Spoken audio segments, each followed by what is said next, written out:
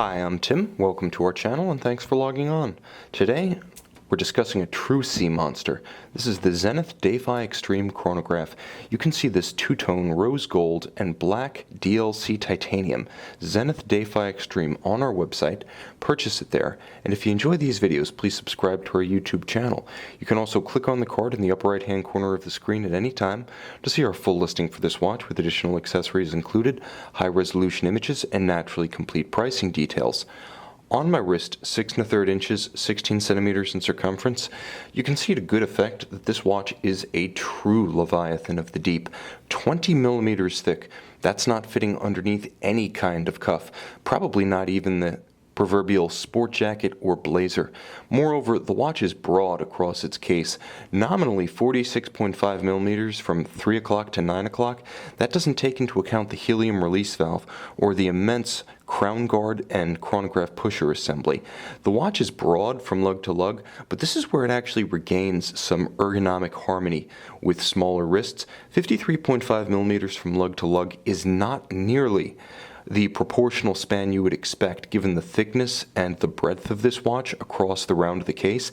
It's actually quite compatible with a narrower wrist, mine being 16 centimeters. I would say you could probably wear this watch without lug overlap and lost proportion down to about 15 centimeters in circumference, and that's pretty impressive because at first glance this watch looks like a boomer missile sub for your wrist, and make no mistake, it's built the same way. What sets this watch apart from the merely oversized timepieces of the mid-2000s, and the Defy Xtreme was introduced in 2006 at Baselworld, is that this watch feels as impressive in the hand and on the wrist as it appears to the eye. It's like a Brinks truck, solid, beautifully built. God is in the details with this watch, and while that God might be Cthulhu, the bottom line is that you'll be very impressed with all of the joinery, materials quality, and manufacturing tolerances. The watch really does surprise.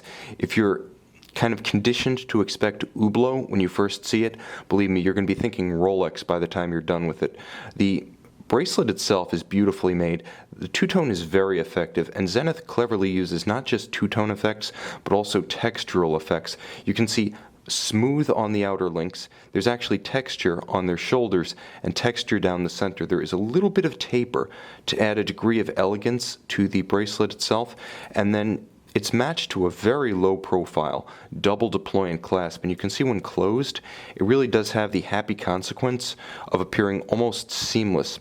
The bracelet looks like one continuous unbroken band, so the watch is in many ways thoughtfully designed, but the governing thought, again, is simply to impress, and the watch does.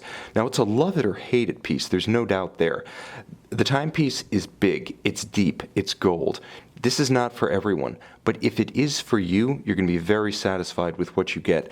Everything from the detent of the bezel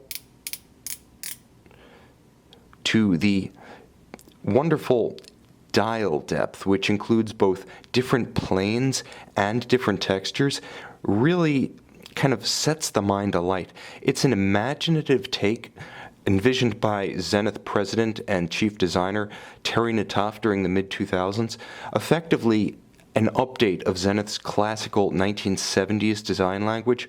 When the company first jumped into the realm of truly oversized timepieces, the Defy Xtreme is a watch that, quite honestly, lives for the controversy that it generates. So if you have sort of a raffish, flamboyant streak about you, if you're all about Miami Beach or the Sunset Strip, this is the dive watch for you. It features a helium escape valve, 1,000 meter water resistance.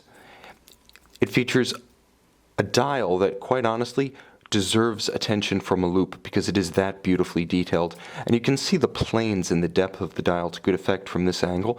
It also features a date disc cleverly integrated with a flush underslung Cyclops eye magnifier, so unlike Rolex practice, the magnifier is actually underneath the crystal for a sleeker, cleaner look.